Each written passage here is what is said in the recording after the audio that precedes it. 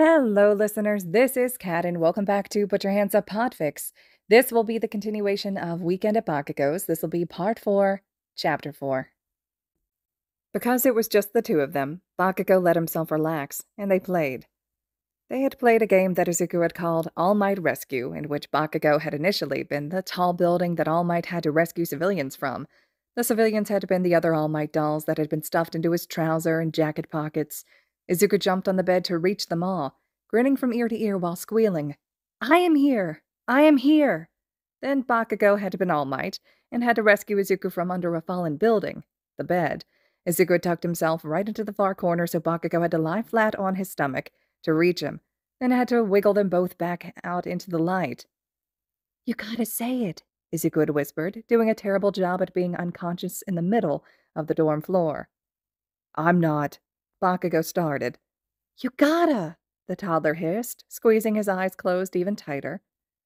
Bakugo had sighed and rolled his eyes then, but not one to ever half-ass anything. He lowered his voice and announced, "I am here," much to Izuku's delight.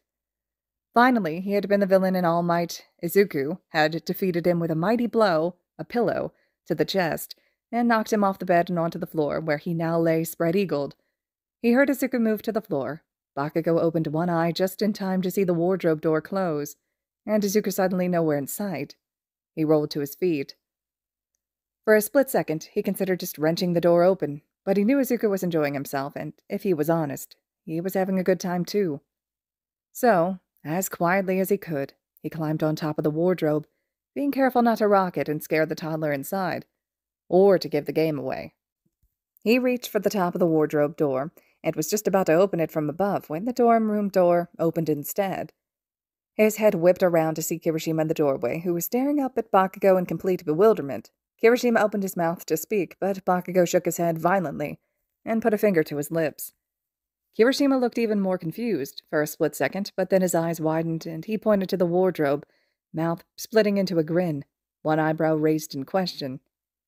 Bakugo nodded slowly, grinning back. He got a thumbs up in response, and his friend inched into the room and shut the door behind him as quietly as possible. "I am so lucky it was shitty hair at the door, otherwise this would look really weird."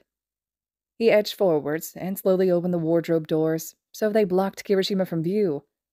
He watched as Izuku cautiously tiptoed out from the dark depths, clearly on the lookout for Bakugo the villain. The villain himself leaned as far forward as he could without falling and blew hard to ruffle Izuku's hair. The toddler gasped and slowly looked up, eyes wide with childish exhilaration. "Found you, hero," the villain whispered. Izuku shrieked wildly and tore off around the wardrobe door. He spotted Kirishima then, made a beeline for him as Bakugo dropped down to the floor. "Kiri, save me!" Izuku ran with his hands in the air, and Kirishima reached for him, but Bakugo was quicker. He scooped Izuku up from behind, making the little boy shriek again, and dropped him back on the bed. Izuku bounced and flopped over, giggling until he was breathless. Bakugo laughed and looked up at Kirishima, who was grinning widely at him. Bakugo found that he couldn't bring himself to care about how open he was being at the moment. Kirishima wouldn't hold it against him, and more importantly, he wouldn't tell any of the extras. Speaking of, "The class is back, then?" he asked a little breathlessly. Kirishima nodded, still smiling at him.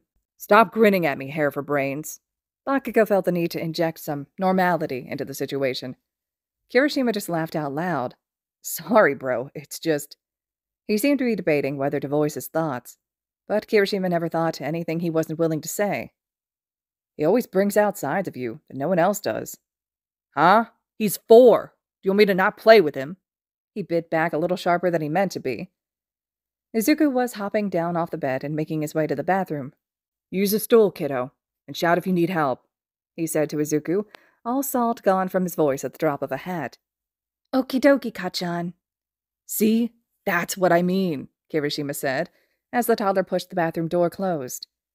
"And it is not just because he's a toddler. Midoriya's always been able to flip you like a switch." Just because Kirishima wouldn't hold it against him, that apparently didn't mean he wouldn't call him out on it. Bakugo outright growled at his friend. Kirishima's eyes widened, not at the growling, that was normal, but because of what the growling meant. "And you know it, don't you?" Kirishima whispered incredulously. "Dude, are you—" I swear to motherfucking God, shitty hair, you finish that sentence, I will blow you and the rest of this godforsaken building to smithereens. Bakugo snarled through his teeth, but made sure to keep his voice down. They had made a deal about not swearing, after all. He only got a blinding, shark-tooth smile in response, but Bakugo continued to glare. Kacchan, I can't reach the sink. Kirishima's already impossibly wide smile got somehow wider and brighter as, on cue, Bakugo softened slightly before his eyes. Be right there, buddy. Kirishima just chuckled. Bakugo locked the door behind them as they headed back to the common room. He threw his phone to Kirishima. You're on picture duty. What? Our moms want pictures of Izuku being tiny again. You're the only person I trust with my phone. Bakugo grumbled, knowing full well what he was letting himself in for. Cool, Kirishima exclaimed. In that case, he swooped down on Izuku. Here we go. Kirishima lifted him into the air, up and over Bakugo's head and onto his shoulders. Wait, what? Izuku immediately grabbed 2 fistfuls of Bakugo's blonde spikes and trilled excitedly. Bakugo made sure he had a firm grip of the boy's leg so he wouldn't fall off. Kirishima lifted the phone up in front of the 3 of them, shouted, cheese, and snapped the picture before Bakugo could even arrange his face. Show me, he said. Kirishima frowned. Nope, you'll delete it. He held Bakugo's phone well out of its owner's reach.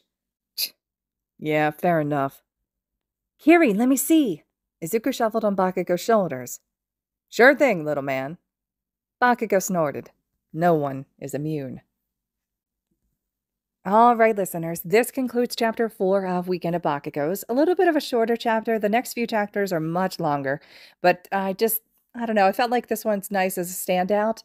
I really like Kirishima getting a better understanding of Bakugo throughout this one, so I'm eager to hear your all's thoughts and reactions to this one as well. And as always, thank you so much for listening.